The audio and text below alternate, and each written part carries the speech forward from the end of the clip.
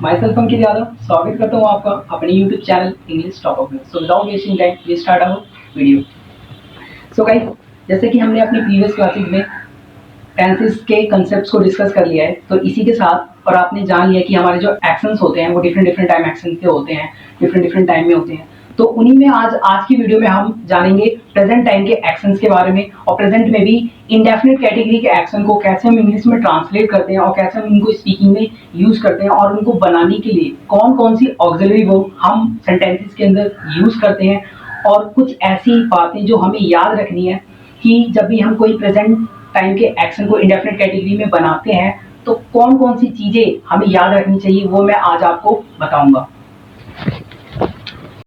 Present indefinite tense. सो आप इस video में क्या जानोगे कि कोई एक्शन जो क्या है, एक्शन हमारा क्या है, प्रेजेंट टाइम का है, और उसमें भी इंडेफिनिट कैटेगरी का, उसमें भी इंडेफिनिट कैटेगरी का। तो प्रेजेंट टाइम के एक्शन को हम इंडेफिनिट कैटेगरी में किस किस तरीके से इंग्लिश में ट्रांसलेट करते हैं और कौन कौन सी ऑक्सिलरी वर्ब यूज करते हैं, वो मैं आज आपको बताऊंगा। सो सबसे पहले गाइस, तो जैसा कि गाइस मैंने आपके सामने यहाँ पे एक सेंटेंस स्ट्रक्चर बना रखा है। ये गाइस आपके सामने सेंटेंस स्ट्रक्चर है जिसको हमने अपनी प्रीवियस वीडियो क्लासेस में हमने इसको डिस्कस किया था। अगर आपने हमारी प्रीवियस क्लासेस को नहीं देखा तो आपको नीचे डिस्क्रिप्शन में हमारी वीडियोस के लिंक मिल जाएगा, और उस लिंक पे क्लिक करके आप हमारी प्रीवियस वीडियोस को वॉच कर सकते हैं। तो जैसा कि गाइस मैंने आपको सेंटेंस स्ट्रक्चर बताया था जिसमें ये बताया था अगर कोई भी सेंटेंस होता है तो उसके अंदर जो हमारा सब्जेक्ट होता है वो आपको 100% मिलेगा ही मिलेगा, और उसमें ऑक्सिलरी वर्ब एक सेंटेंस में मे बी एक सेंटेंस के अंदर हो भी सकती है और नहीं भी हो सकती। और एक सेंटेंस के अंदर हम अगर बात करते हैं मेन वर्ब की, तो एक सेंटेंस के अंदर मेन वर्ब हमारी 95% हो सकती है और नहीं हो सकती। गाइस, इसमें मैं वर्ब को 100% क्यों नहीं बोल रहा, उसका एक रीजन मैं आपको बताऊंगा। एंड लास्टली सब्जेक्ट की बात करते हैं, तो एक सेंटेंस में हमारा ऑब्जेक्ट हो भी सकता है और नहीं भी हो सकता है। ये जरूरी नहीं है कि एक सेंटेंस के अंदर ऑब्जेक्ट हो ही हो। सो आई होप गाइस आपको ये चीज क्लियर हो गई होगी। तो गाइस, आज के इस टॉपिक को समझाने के लिए मैं आपको कुछ एग्जांपल दूंगा, उनके जरिए मैं आपको समझाऊंगा। जैसे कि गाइस आप देख सकते हो मैंने आपके सामने इन 3 एग्जांपल्स को जरिए आपको ये 3 एग्जांपल लिखे हैं। अब इसके जरिए आप पूरा प्रेजेंट इंडेफिनिट टेंस समझ जाओगे और उसके पूरे बेसिक कंसेप्ट्स को। अगर मैं इसको इंग्लिश में ट्रांसलेट करूं तो ये बनेगा I play, and similarly this वह खेलता है तो he plays, and similarly third Payal पढ़ाती है, पायल, और पढ़ाने को इंग्लिश में क्या कहते हैं, टीच, बट यहाँ क्या हो जाएगा, टीचेस। अगर आप यहाँ पे गौर करो तो इन तीनों एग्जाम्पल्स में कुछ ना कुछ काम हो रहा है, इन दोनों एग्जाम्पल्स में कुछ ना कुछ काम हो रहा है जिसको आप एक्शन कहते हो और यू कैन से वर्ब। अब इसमें क्या हो रहा है, यहाँ काम हो रहा है खेलने को हम इंग्लिश में क्या कहते हैं, प्ले। और आपको पता है कि एक सेंटेंस के अंदर कोई काम होता है तो उस काम को करने वाला भी होता है, उस काम के करने वाले को हम क्या कहते हैं, सब्जेक्ट। सो इसके अंदर सब्जेक्ट भी है। एंड सिमिलरली गाइस सेकंड वाले में आप देख सकते हो इसमें भी काम हो रहा है खेलने का, और इसमें एक सब्जेक्ट है, तो इसमें आई सब्जेक्ट हो गया, इसमें ही सब्जेक्ट हो गया, और इसमें इसी तरह पायल सब्जेक्ट हो गई, और इसमें काम क्या हो गया, टीचर्स। बट गाइस अब आप यहाँ पे एक चीज को गौर करना, जो चीज मैं आपको बताता हूँ। यहाँ पे मैंने 3 वर्ब्स को बताया है, ये 3 वर्ब्स लिखी हैं, प्ले, प्लेज, टीचेस। वैसे अगर आप गौर करो मैंने यहाँ 3 तरीके के सेंटेंस दिए, और तीनों तरीके में यहाँ जो हमारे सब्जेक्ट है, जैसे मैंने आई मतलब हमारा एक सब्जेक्ट हो गया क्योंकि वो काम कर रहा है इस सेक्शन में, और ही हमारा सब्जेक्ट हो गया, पायल सब्जेक्ट हो गया। अगर आप ऊपर के 2 एग्जाम्पल्स में जरा गौर दो तो आप यहाँ क्या देखोगे कि यहाँ पे सब्जेक्ट आई है और यहाँ पे सब्जेक्ट ही है, बट इस केस में काम क्या हो रहा है, खेलना, और इस केस में भी काम क्या हो रहा है, खेलना। बट अगर आप गौर करो कि यहाँ पे क्या हो रहा है गाइस, कि आई के साथ यहाँ प्ले हो गया, और बट यहाँ पे अगर हमने देखा कि ही के साथ प्लेज हो गया, जबकि काम सेम ही हो रहा है, खेलना। बट ऐसा क्यों हुआ, इसका गाइस मैं आपको रीजन जरूर दूंगा। एंड इसी तरह अगर आप थर्ड वाले में देखो तो यहाँ पे भी क्या है कि यहाँ पे पायल है, बट यहाँ पे नॉर्मल पढ़ाना होता है टीच, और यहाँ पे टीचेस हो गया, तो यहाँ पे फालतू यहाँ पे जो हमारा लगा वो क्या लगा, ई एस, और यहाँ पे हमारा क्या लगा, एस। सो ऐसा क्यों हुआ ये मैं आपको अभी बताता हूँ। सो गाइस उम्मीद करता हूँ आपको ये चीज क्लियर हो गई होगी कि इसमें जैसे हमारे ये आई है, यहाँ पे ये आई हमारा सब्जेक्ट हो गया, ही सब्जेक्ट हो गया, पायल हमारे सब्जेक्ट हो गए, बट इन तीनों केसेस में क्या हुआ कि कुछ केसेस में हमने देखा कि यार वर्ब्स सेम है बट वो फिर भी हम उसको डिफरेंट तरीके से क्यों लिख रहे हैं। तो इसका रीजन ये है कि अगर आप यहाँ देखो तो यहाँ पे जो हमारा सब्जेक्ट होता है, यहाँ पे सिंगुलर प्लूरल की बात आती है। अब जिस केस में, अब इस केस में जो हमारे ये हैं ही और पायल, ये हमारे कैसे सब्जेक्ट्स हैं, सिंगुलर। बट इसी जगह हमारा जो आई है, ये आई कैसा सब्जेक्ट है, प्लूरल। मैं आपको इस चीज को और अच्छे तरीके से बताता हूँ, बट आपको इन एग्जाम्पल से एक चीज क्लियर हो गई। अगर हमारा सेंटेंस, हमारे सेंटेंस में जो हमारे सब्जेक्ट्स हैं वो अगर सिंगुलर होंगे तो हमारे वर्ब्स के अंदर कुछ ना कुछ चेंज आएगा, और वो कुछ ना कुछ या तो एस लग के आ सकता है या ईएस लग के आ सकता है। बट किस टाइम कौन सी वर्ब में हमारे, मान लो अगर सब्जेक्ट हमारे क्या है, सिंगुलर है, बट हमें ये कैसे पता लगेगा कि वर्ब्स के अंदर एस लगेगा या ईएस लगेगा, ये मैं आपको बताता हूँ। अब जैसे कि गाइस आपको एक चीज दिख गई कि हमारे सब्जेक्ट्स भी कैसे होते हैं, दो तरीके के होते हैं, आइदर या तो सिंगुलर होंगे या प्लूरल होंगे। सिंगुलर का मतलब कह सकते हो एक, यहां कह सकते हो बहुत। मतलब गाइस इससे आपको क्लियर हो गया कि जो हमारा सब्जेक्ट होता है ये भी हमारे दो तरीके के होते हैं, आइदर या तो सिंगुलर होगा या प्लूरल होगा। ये गाइस आप कैसे पहचानोगे, ये मैं आपको अभी बता दूं। सब्जेक्ट्स को हमने तीन क्लासेस में, मतलब तीन जगह क्लासीफाई कर रखा है, जिसको हम क्या क्या कहते हैं। फर्स्ट पर्सन में हमारे कौन कौन से सब्जेक्ट आते हैं आपको मैं बता देता हूँ, आई एंड वी। और सेकंड पर्सन में ओनली एक ही टाइप का सब्जेक्ट आता है, वो होता है हमारे यू। एंड थर्ड टाइम में हमारे कौन कौन से आ सकते हैं, he, she, it, name, he, she, it, name.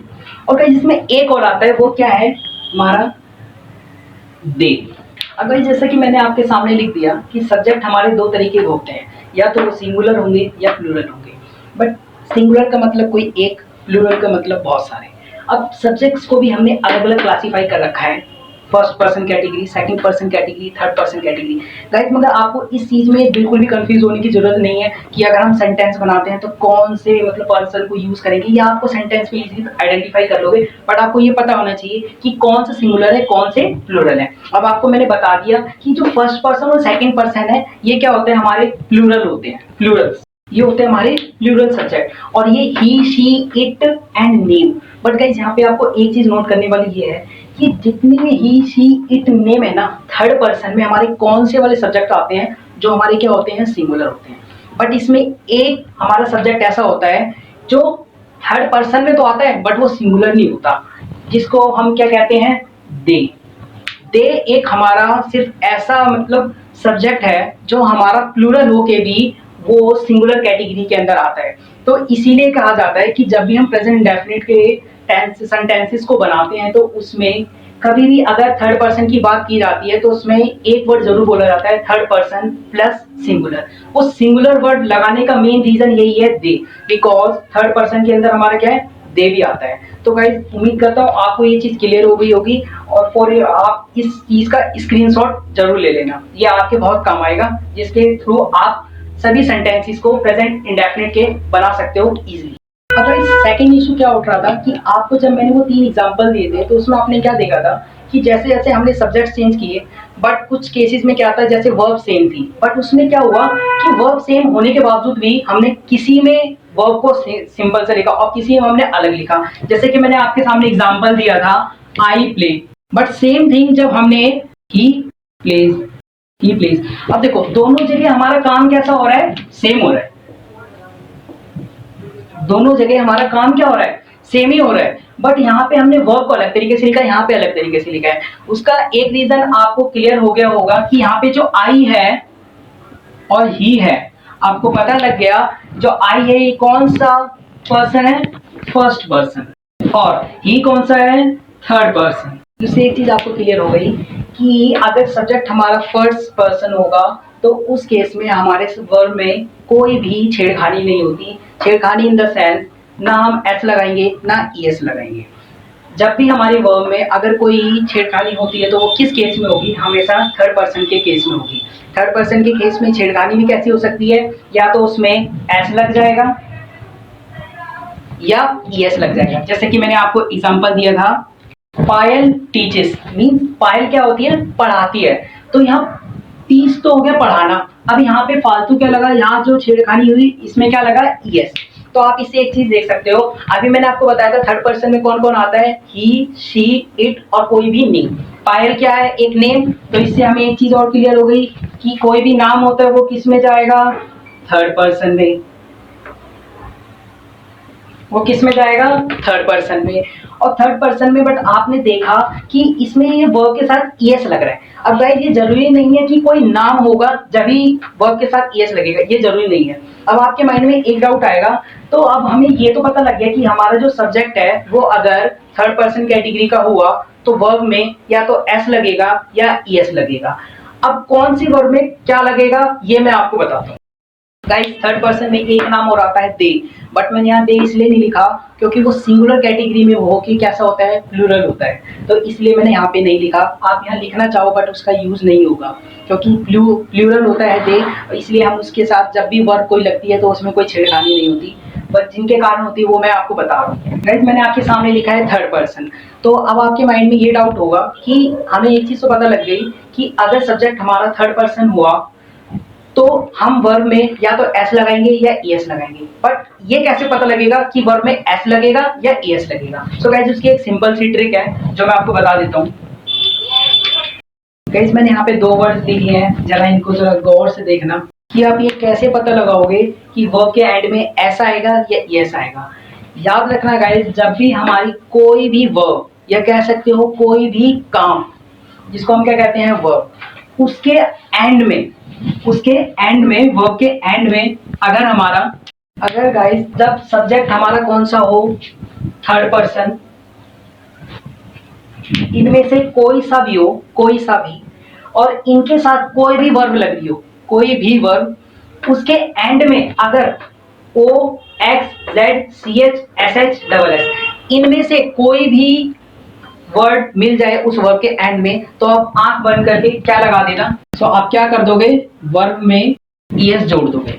आप इसको एक एग्जांपल से समझो। फॉर एग्जांपल जैसे मैं कहता हूं, तो आपको सेंटेंस स्ट्रक्चर पता है, सबसे पहले क्या आता है, सब्जेक्ट। या सब्जेक्ट कौन है, काम कौन कर रहा है, जाने का, वह को हम इंग्लिश में क्या कहते हैं, ही। अब आपको पता है काम क्या हो रहा है, जाना, और जाने को इंग्लिश में क्या कहते हैं, गो। अब मैंने आपको बताया जब भी सब्जेक्ट हमारा क्या होगा, थर्ड पर्सन कैटेगरी का होगा, तो वर्ब में कोई ना कोई छेड़खानी करनी पड़ेगी। छेड़खानी का मतलब या तो एस लगेगा या ईएस लगेगा। कैसे पता करें, अभी आपको मैंने बताया, अगर वर्ब के एंड में इनमें से कोई वर्ड्स दिख जाए तो आप क्या लगाओगे, ईएस। आप क्या करोगे, वर्ब में प्लस कर दोगे ईएस। और इनके अलावा कुछ भी हो वर्ड्स में, कुछ भी वर्ब के एंड में कुछ भी हो, आप क्या लगा देना, वर्ब में प्लस कर देना एस, वर्ब में एस को जोड़ देना। अब आप खुद देखो, मैंने बोला ही, वह जाता है, तो वह को इंग्लिश में क्या कहेंगे, ही, क्योंकि सब्जेक्ट है, और जाना क्या हो गया, वर्ब गो। बट आपको पता है एस लगाए या एस लगाए, आप गौर से देखो, क्या इसमें ओ आ रहा है एंड में, हाँ हमने देखा वर्ब के एंड में ओ आ रहा है, तो यहाँ क्या लगेगा, ईएस, ही गोज। तो ये बन गया गाइस हमारा सेंटेंस। और कैसा सेंटेंस है, प्रेजेंट टाइम का है, प्रेजेंट टाइम का एक्शन है, और कौन सा वाला एक्शन है, इंडेफिनिट वाला, बिकॉज उसने बोला वह जाता है, ये नहीं बताया कि कहाँ जाता है। अगर वो बता देता कि कहीं जाता है, कि मतलब स्कूल जाता है या मंदिर जाता है, मार्केट जाता है, तो हमें पता होता, तो वो बात अलग सेंस में हो जाती। अब यहाँ पे हमें पता नहीं है भाई कहाँ जाता है, पर ये पता लग गया ये प्रेजेंट टाइम का एक्शन है और इंडेफिनिट कैटेगरी का है। और इससे आपको ये भी पता लग गया कि अगर कोई भी सेंटेंस होगा, उस सेंटेंस में हमारे कोई भी सब्जेक्ट हो, अगर हमारा थर्ड पर्सन आता है इनमें से कोई भी सेंटेंस के अंदर, तो उसमें हम वर्ब में एस या ईएस लगाते हैं। एस कब लगाएंगे, ईएस कब लगाएंगे, जब वर्ब के एंड में क्या हो, O X Z C H S H double S. इनमें से अगर कोई वर्ड दिख जाए तो आप ईएस प्लस कर देना, अदरवाइज क्या कर देना, वर्ब में एस प्लस कर देना। इसका मैं एक एग्जांपल देता हूँ, वह खेलता है। तो गाइस आप सिंपली जान लो, वह खेलता है, तो यहाँ पे सब्जेक्ट क्या हो गया, सब्जेक्ट हो गया हमारा ही। और खेला, खेला यहाँ काम क्या हो रहा है, खेला, खेलने को इंग्लिश में क्या कहते हैं, प्ले। अब गाइस आप यहाँ सिंपल देख सकते हो। अब आपको पता है यहाँ ही कैसा हमारा सब्जेक्ट है, यहाँ ही कैसा है हमारा थर्ड पर्सन वाला सब्जेक्ट है। तो अब हमें पता लग गया वर्ब में एस या ईएस लगेगा। अब ये कैसे पता लगे कि आप ये देखो वर्ब के एंड में क्या है, वर्ब के एंड में क्या है, वाई। अब आपको याद करो मैंने क्या क्या बताया था, क्या वर्ब के एंड में ओ है, नहीं, एक्स है, नहीं, जेड है, नहीं, सी एच है, नहीं, एस एच है, नहीं, डबल एस है, नहीं। तो सिंपल सा आप क्या लगा दोगे, वर्ब में एस प्लस कर दोगे। तो ये क्या हो जाएगा, तो आप कैसे बनाओगे सेंटेंस, ही प्लेस। तो ये हो गया गाइस प्रेजेंट डेफिनेट का पूरा कंसेप्ट। ये मैंने आपको वो तरीका बताया है।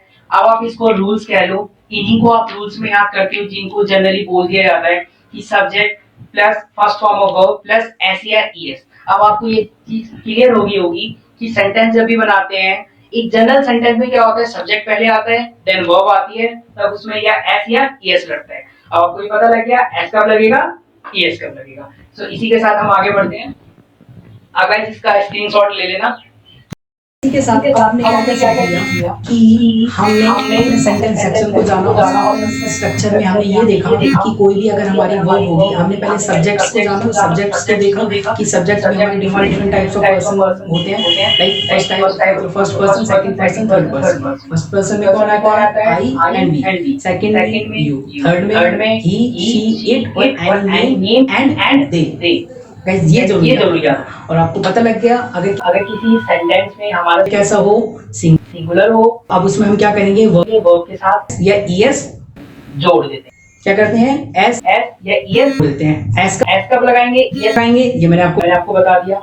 अगर एंड में O and C H S H इनमें से कोई दिखे तो आप वर्ब के ईएस लगा देना, अदरवाइज एस लगाना। अभी तक हमने पढ़ लिया।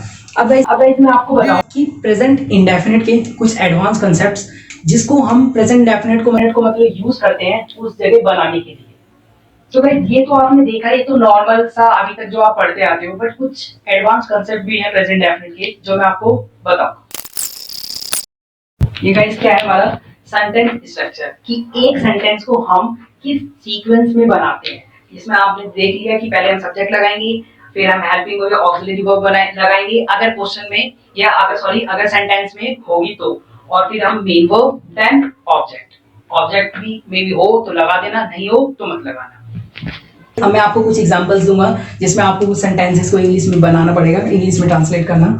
लाइक मैंने बनाया है एक सेंटेंस, आपको दिया है मैं सोता हूँ। तो सबसे पहले आपके माइंड में क्या आना चाहिए, काम क्या हो रहा है, काम क्या हो रहा है, सोना।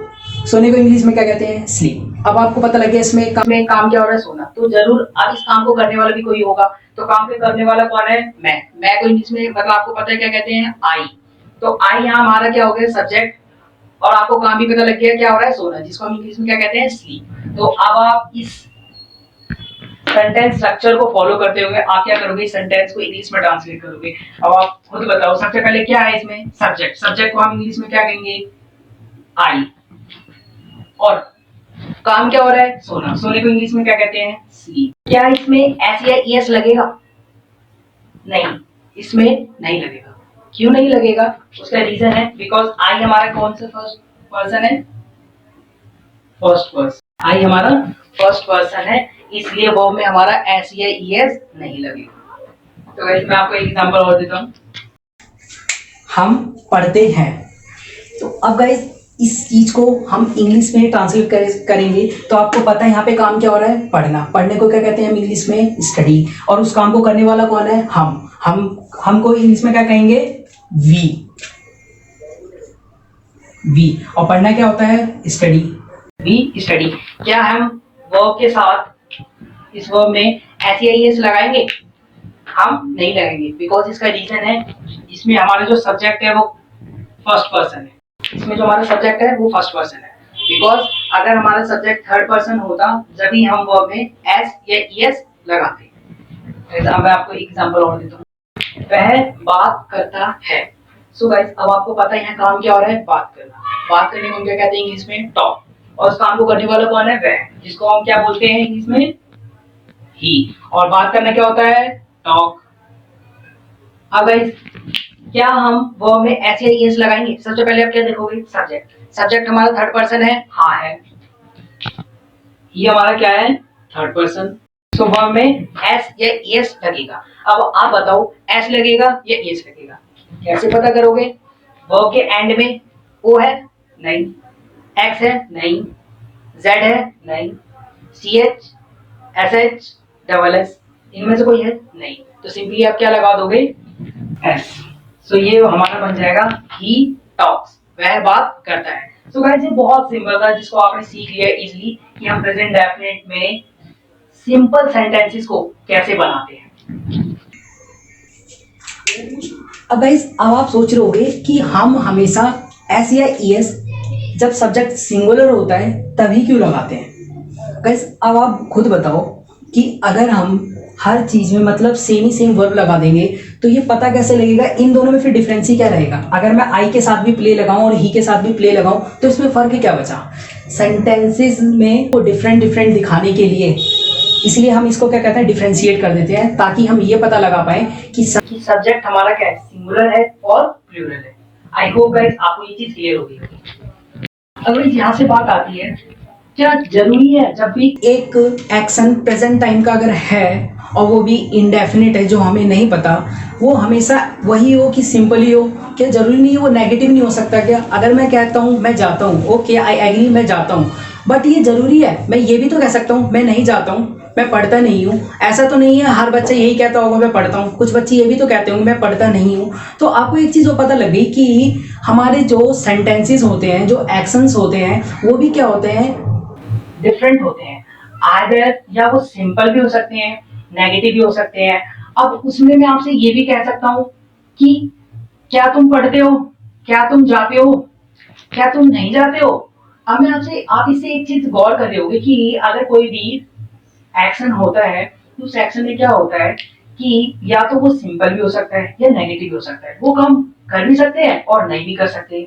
या कुछ ऐसे भी होते हैं कि हम क्वेश्चंस पूछते हैं, क्वेश्चन पूछते हैं। अब इस चीज को मैं आपको ना एग्जांपल्स के जरिए बहुत क्लेरिफाई कर देता हूँ। इसमें एग्जांपल देता हूँ। अगर मैंने बोला हिमांशु नाचता है, अब आप यहाँ काम क्या हो रहा है, नाचना। तो नाचना क्या हो गया, वर्ब। और नाचने को इंग्लिश में क्या कहते हैं, डांस। ओके, और यहाँ डांस कर कौन रहा है, हिमांशु। तो हिमांशु क्या हो गया हमारा सब्जेक्ट। तो हम क्या बनाएंगे यहाँ पे, हिमांशु। और आपको पता है कि वर्ब को हम इंग्लिश में क्या कहते हैं, डांस। और नाचना क्या हो गया, डांस। सो डांस। अब आपको पता है हिमांशु क्या है, एक नेम है। हिमांशु क्या है, एक नेम है, और वो भी किसके अंदर आता है, थर्ड पर्सन में। तो आपको पता लग गया जो सब्जेक्ट है हमारा वो कैसा है, एक तो नाम है, और नाम कैसा होता है हमारा, थर्ड पर्सन होता है। तो अब आपको पता लग गया कि थर्ड पर्सन होता है। अब थर्ड पर्सन के साथ जब भी हमारी जो वर्ब होती है इस वर्ब में या तो एस लगेगा या ईएस लगेगा। कैसे पता करें। आप खुद देखो वर्ब के एंड में ओ है, एक्स है, जेड है, C H, S H, double S, इनमें से कुछ नहीं है तो हम सिंपल क्या करेंगे, एस लगा देंगे, एस। सो क्या बन जाएगा, हिमांशु डांसेस। सो अब ये चीज तो क्लियर हो गई। गाइस ऐसा भी हो सकता है क्या पता हिमांशु डांस नहीं करता हो। सो अब आप इस चीज को ये भी तो बोल सकते हो, एक मिनट अब मैं यहाँ पे बोलता हूँ, अगर ये मैंने आपके सामने सेंटेंस बनाया, अगर मैं इसको इंग्लिश में ट्रांसलेट करूं तो सबसे पहले इसमें काम क्या हो रहा है, पढ़ना। पढ़ना क्या होता है, स्टडी। और कौन पढ़ रहा है, मैं का मतलब आई। पढ़ना क्या हो गया, स्टडी। बट गाइस इसमें एक चीज गौर से अगर आपने गौर की हो तो यहाँ पे एक वर्ड आ रहा है नहीं, मतलब वो काम नेगेटिव सेंस में जा रहा है, मीन सिंपल सेंटेंस नहीं हो रहा। और आपको अगर याद होगा हमने अपनी प्रीवियस वीडियोस में पढ़ा था, जब भी कोई सेंटेंस नेगेटिव होता है तो हम उसमें क्या है, अपनी हेल्पिंग वर्ब्स को यूज करते हैं। हेल्पिंग वर्ब्स को यूज करते हैं। तो गाइस मैंने आपको बताया था अपनी लास्ट प्रीवियस क्लासेस में कि मैंने अपनी एक टेबल बनवाई थी।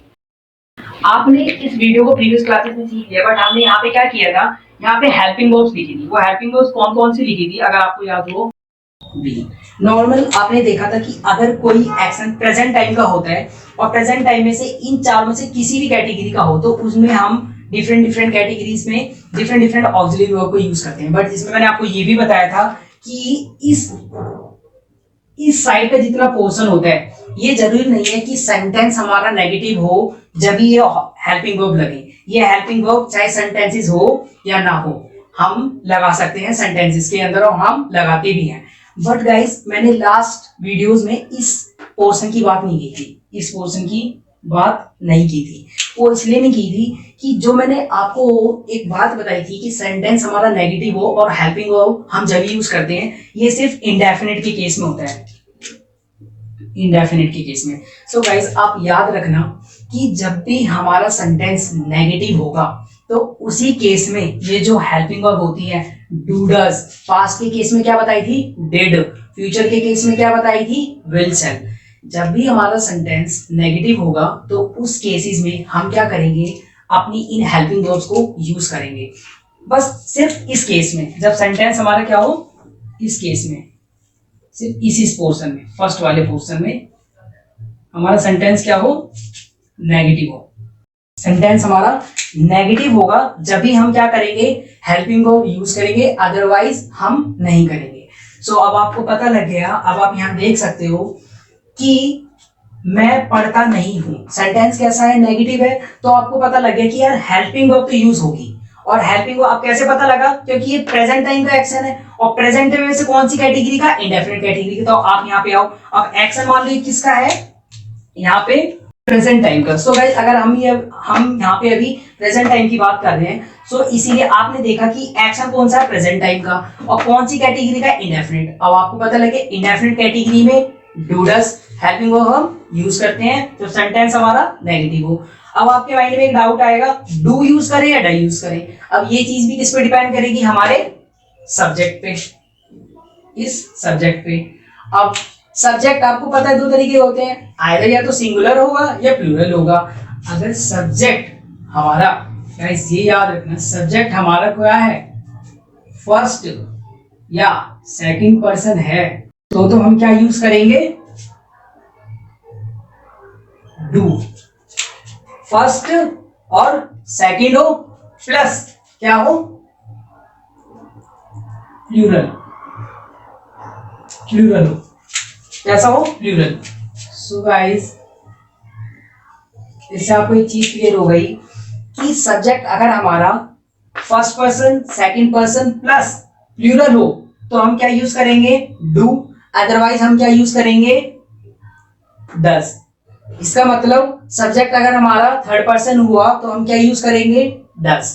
Third person plus singular. Singular word क्यों बोल रहा हूं, बिकॉज क्योंकि थर्ड पर्सन में हमारा दे भी आता है और दे हमारा सिंगुलर नहीं होता, वो क्या होता है, हमारा प्लूरल होता है। सो इसीलिए अगर मैं इसको ट्रांसलेट करूंगा इंग्लिश में तो आप खुद बताओ, आई, आई हमारा कौन सा पर्सन है, हमारा आई फर्स्ट पर्सन है, आई हमारा फर्स्ट पर्सन है। अब आपको पता है फर्स्ट पर्सन या सेकंड पर्सन, इसके साथ हम क्या लगाते हैं, डू। बट कब, जब सेंटेंस हमारा नेगेटिव हो, जब सेंटेंस हमारा नेगेटिव हो तो हम यहां क्या यूज करेंगे, डू, आई डू। अब आपको पता है नेगेटिव नहीं को इंग्लिश में क्या कहते हैं, not. So I do not. अब आपको पता है सेंटेंस स्ट्रक्चर आपको याद है ना, सबसे पहले सब्जेक्ट, इस केस में हेल्पिंग वर्ब है ना, तो हेल्पिंग वर्ब हमने लगा दी, वो क्या है, डू। तो हेल्पिंग वर्ब, अब हेल्पिंग वर्ब के बाद में क्या आएगी, मेन वर्ब। मेन वर्ब क्या है इसमें, मतलब काम क्या हो रहा है, पढ़ना। पढ़ने को इंग्लिश में क्या कहते हैं हम, study. I do not study. So guys ये बन जाएगा आपका प्रॉपर सेंटेंस। वो भी कब, जब एक्शन हमारा प्रेजेंट टाइम का हो और इंडेफिनिट कैटेगरी का हो और कैसा हो, नेगेटिव। गाइस आई होप आपको ये चीज क्लियर हो गई होगी। तो अब मैं आगे बढ़ता हूं और कुछ और फर्दर एग्जांपल्स देता हूं मैं आपको। हम खेलते नहीं है, आप इसको इंग्लिश में ट्रांसलेट करोगे तो ये बनेगा वी। आपको पता है वी कौन सा पर्सन है हमारा, सेकंड। वी हमारा सेकंड पर्सन है तो वी के साथ क्या लगेगा, डू या डज, बिकॉज सेंटेंस हमारा कैसा है, नेगेटिव। तो वी के साथ क्या लगेगा हमारा, सिंपली डू, उसके बाद नॉट। अब देखो हमारा सब्जेक्ट भी लग गया, पहले हमारा subject, then auxiliary verb, fourth, third main verb, fourth object. Subject था, हमने पहले सब्जेक्ट लगा दिया। ऑक्सिलरी वर्ब थी, हाँ हमने लगा दी, ये डू नॉट। मेन वर्ब है इसमें, हाँ है खेलना, तो ये क्या आ जाएगा, सॉरी प्ले। ऑब्जेक्ट है नहीं है तो इसलिए हमने नहीं लगाया, तो ये बन गया वी डू नॉट प्ले। अब इस सेंटेंस पे जरा गौर देना। अब आपको पता है अगर मैं आपको इसको बनाने के लिए कहूंगा तो आप बनाओगे। सबसे पहले सब्जेक्ट क्या है, वह को क्या कहते हैं इंग्लिश में, ही। सोचने को इंग्लिश में क्या कहते हैं, थिंक। बट आपको पता है यहाँ थिंक डायरेक्ट नहीं लिख सकता, उसका रीजन है सेंटेंस कैसा है, नेगेटिव। अब आपको पता है अगर सेंटेंस नेगेटिव होगा या तो डू लगेगा या डज लगेगा। अब कौन सा लगेगा, सबसे पहले आप क्या देखो, सब्जेक्ट हमारा कौन सा पर्सन है, यहाँ पे थर्ड पर्सन के साथ मैंने भी आपको थोड़ी देर पहले बताया था क्या लगाएंगे, डज। और नेगेटिव के लिए नॉट। अब गाइस यहाँ पे एक चीज देखो, यहाँ काम क्या हो रहा है, सोचने को इंग्लिश में क्या कहते हैं, थिंक। अब गाइस आपके माइंड में ये बात बहुत जरूरी है, प्लीज आप इसको माइंड में रखना।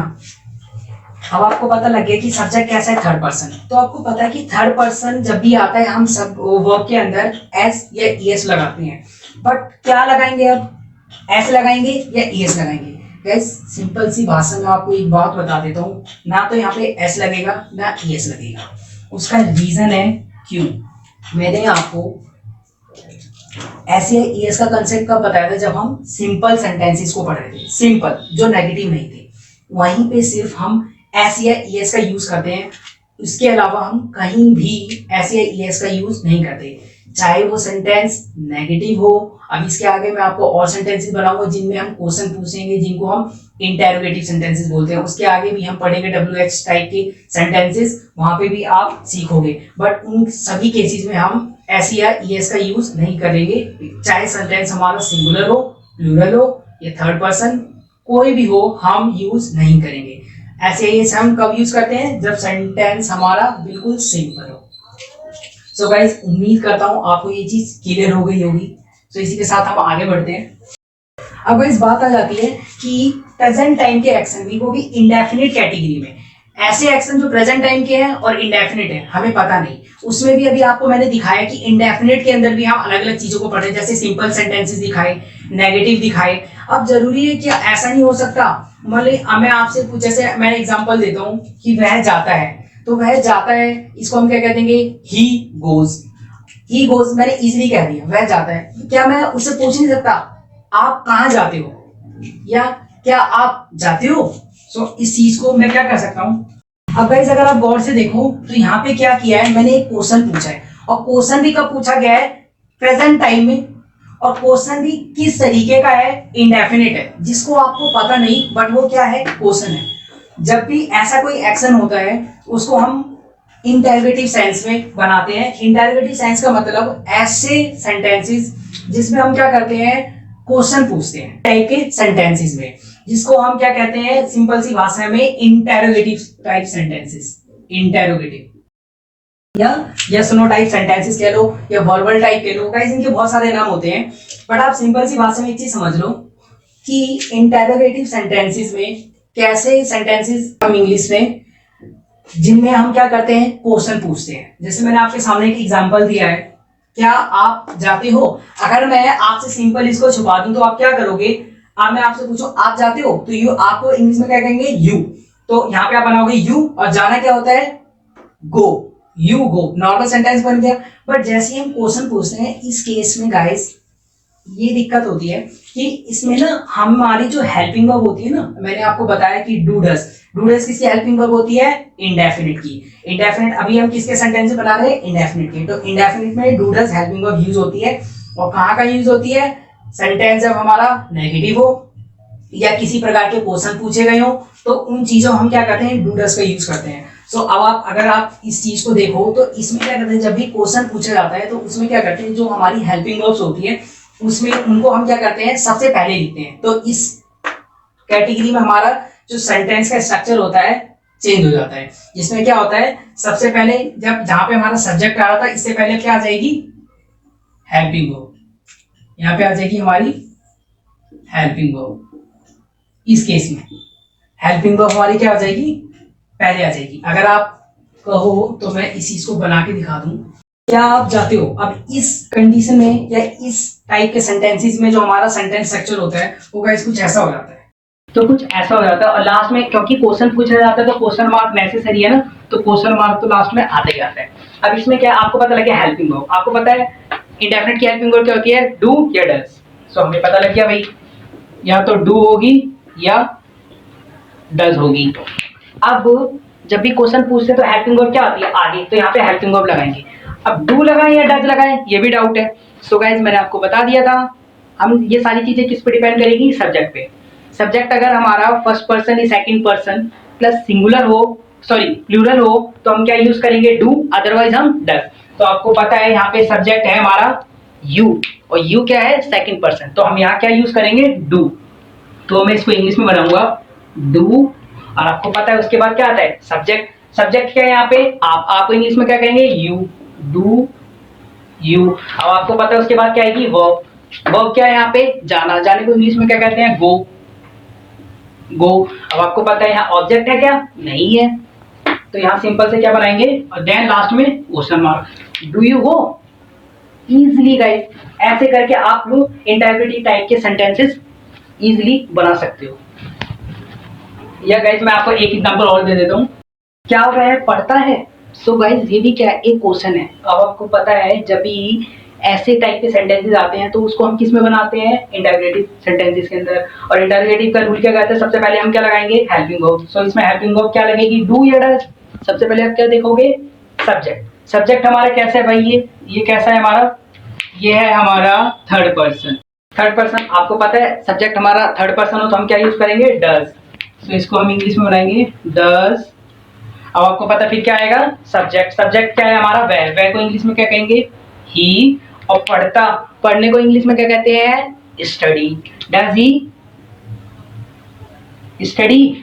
अब गाइस और फिर आएगा क्वेश्चन मार्क। अब गाइस आपके माइंड में एक डाउट हो रहा सकता है, वो फिर दोबारा से, कि ये ठीक है यहाँ पे सब्जेक्ट हमारा कैसा है, थर्ड पर्सन, बट यहाँ पे हम वर्ब के साथ ना तो एस लगा रहे ना एस लगा रहे। रीजन, बिकॉज वो चीजें सिर्फ सिंपल सेंटेंसेस में होती है, ना ही नेगेटिव में होंगी ना ही इंटेरोगेटिव में होंगी, और इसके आगे हम डब्ल्यूएस फैमिली का पढ़ेंगे ना ही उसमें होगी। तो गाइज आप ये माइंड में क्लियर कर लेना, अगर हमारा सेंटेंस सिंपल है तो उस केस में हम वो में ऐसे एस लगाएंगे, बट कब, जब सब्जेक्ट हमारा थर्ड पर्सन होगा। सो आई होप गाइज आपको ये चीज क्लियर हो गई होगी। अब इसी में गाइज हमारे 4 टाइप की और आ जाती है, वो क्या आ जाता है, डब्ल्यूएच फैमिली वाले सेंटेंसेस। डब्ल्यूएच फैमिली वाले सेंटेंसेस गाइज इसमें क्या होता है, इसमें भी हम क्वेश्चन पूछते हैं, बट क्वेश्चन तो पूछते हैं और विद रीजन। अब गाइज इसमें बहुत सारी चीजें होती हैं, अब मैं आपको ना एग्जांपल्स के जरिए बताता हूँ गाइज। और इसमें जो सेंटेंस को बनाने का सीक्वेंस होता है ना, सेम यही होता है, बट इसमें एक चीज और एक्स्ट्रा हो जाती है, वो हो जाती है यहाँ पे डब्ल्यूएच फैमिली पहले आ जाती है। सो यहाँ पे अब ये सेंटेंस का सीक्वेंस क्या बनेगा, सो गाइज ये सेंटेंस का स्ट्रक्चर बनेगा, मैं इसका एग्जांपल देकर आपको बताता हूँ। सो गाइज गौर से देखो, यहाँ पे क्या हो रहा है, तुम कहाँ पढ़ते हो, तो इसका मतलब क्वेश्चन तो पूछा जा रहा है कि भाई कहाँ पढ़ते हो, और साथ साथ उस जगह को भी जानने की कोशिश की जा रही है।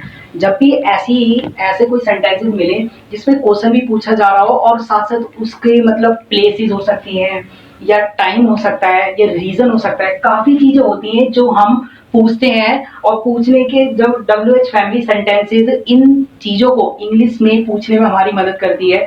अब वो कैसे गाइस, ये मैं आपको बताता हूँ। अब आपको पता लगे तुम कहाँ पढ़ते हो, तो सबसे पहले डब्ल्यूएच फैमिली, ये है हमारी डब्ल्यूएच फैमिली। गाइस याद रखना, जब भी डब्ल्यूएच फैमिली के सेंटेंसेस आते हैं वो हमेशा आपको सेंटेंसेस के बीच में मिलेंगे। क्या, जैसे आपने नॉर्मल इंटररोगेटिव सेंटेंसेस में देखा जो क्वेश्चन पूछते हैं, तो इसमें हमारा क्या पहले ही आ जाता है, बट डब्ल्यूएच फैमिली सेंटेंसेस के केस में क्या होता है कि जो भी हमारे क्वेश्चन या रीजन जानने की कोशिश की जाती है वो सेंटेंसेस के बीच के अंदर होती है। वो अब मैं आपको एग्जांपल के जरिए बताता हूँ। अब आप इसको बनाओगे तो इसको हम क्या करेंगे, डब्ल्यूएच फैमिली क्या आएगी हमारी, सबसे पहले आएगी। सो अब आप सोचोगे कि WH फैमिली के वर्ड्स कौन कौन से होते हैं। Guys don't worry, I will tell you, but guys आप पहले इस चीज को समझ लो। तुम कहाँ पढ़ते हो? तो सबसे पहले WH फैमिली, कहाँ को इंग्लिश में क्या कहते हैं? वेयर। वेयर। अब आपको पता लग गया कि ये किस टाइम, अभी हम किस टाइम के अंदर पढ़ रहे हैं? प्रेजेंट टाइम के एक्शन को पढ़ रहे हैं, वो भी इंडेफिनिट में पढ़ रहे हैं। इंडेफिनिट में भी अब कहाँ आ गए? WH फैमिली में। अब इंडेफिनिट में वेयर, अब आपको पता है helping verb. Helping verb present definite की डू, हेल्पिंग वर्ब क्या होगी? डू या डज। अब कौन सी लगेगी? सब्जेक्ट देखो सेकंड पर्सन है तो यहाँ क्या लगेगी? डू। Where do. देन क्या आएगा? सब्जेक्ट। सब्जेक्ट क्या है इसमें? तुम को इंग्लिश में क्या कहते हैं हम? यू। देन क्या आएगी? वर्ब, या काम क्या हो रहा है? पढ़ना। पढ़ने को इंग्लिश में क्या कहते हैं? Study. Then question mark. Object है नहीं तो ऑब्जेक्ट हमने लगाया नहीं। सो गाइस ये आपका सिंपल सा सेंटेंस बन गया, वेयर डू यू स्टडी। तो गाइस इसी के साथ अब आपको एक चीज और पता लग गई, वो मैं आपको बता देता हूँ, बट आपको मैं एक एग्जांपल और दे देता हूँ। वह कब खेलने जाता है, और देन लास्ट में क्वेश्चन मार्क। सो अब यहाँ क्या है? यहाँ भी क्वेश्चन पूछा जा रहा है और उसके साथ साथ क्या कर रहा है? टाइम भी जानने की कोशिश की जा रही है। जब भी ऐसे सेंटेंसेस मिलते हैं सो अब हम उसको किस में बनाते हैं? WH फैमिली में। सो आपको पता है सबसे पहले क्या आ जाएगी? WH family. WH फैमिली क्या है? कब, कब को इंग्लिश में, और यहाँ पे क्या है? टाइम जानने की कोशिश की जा रही है। तो टाइम जानने के लिए हम किसका यूज करते हैं WH फैमिली में? व्हेन। अब आपको पता है हेल्पिंग वर्ब लगेगी डू या डज। सो आप क्या देखोगे? सब्जेक्ट। सब्जेक्ट कैसा है इसमें? Third person. थर्ड पर्सन के साथ क्या लगता है? डज। तो व्हेन डज, आपको पता है सब्जेक्ट। सब्जेक्ट क्या है हमारा? वह। वह को इंग्लिश में क्या कहेंगे? ही। वेयर डज ही खेलना। खेलने को इंग्लिश में क्या कहते हैं? प्ले। सॉरी, सो गाइस ये बन जाएगा व्हेन डज ही प्ले। ये आपको नॉर्मल सा सेंटेंस बन गया। सो गाइस यही सारी चीजें होती है, यही कुछ बातें होती हैं आपको जो माइंड में रखनी है, जिससे आप इजीली कोई भी सेंटेंसेस बना सकते हो। सो गाइस अब मैं आपको WH फैमिलीज के वर्ड्स बता देता हूँ कि कैसे आप आइडेंटिफाई करोगे कि एक सेंटेंस में WH फैमिली आ रखी है या नहीं है, जिससे आपकी मदद हो जाएगी सेंटेंसेस को बनाने में। गाइस ये WH फैमिली वर्ड्स होते हैं जो कुछ कुछ आपको सेंटेंसेस में मिलेंगे, वो कौन कौन से? तो पहले ध्यान लिख देता हूँ मैं। एक आता है हमारा, सो गाइस मेनली आप होते तो और भी हैं एक्सेट्रा, आप काफी सारे, आप ज्यादातर ऐसे ही देखोगे।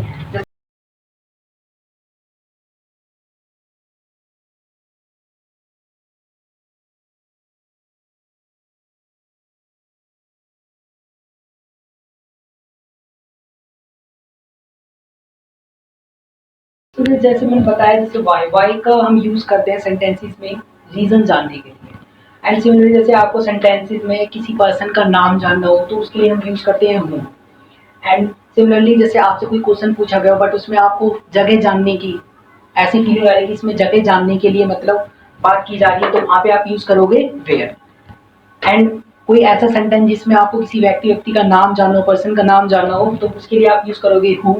एंड कोई तरीका जानने के लिए, जैसे आपसे कोई क्वेश्चन पूछा जा रहा हो, आप यह कैसे करते हो, so you will use WH family as how. So how do you do this, how do you do this.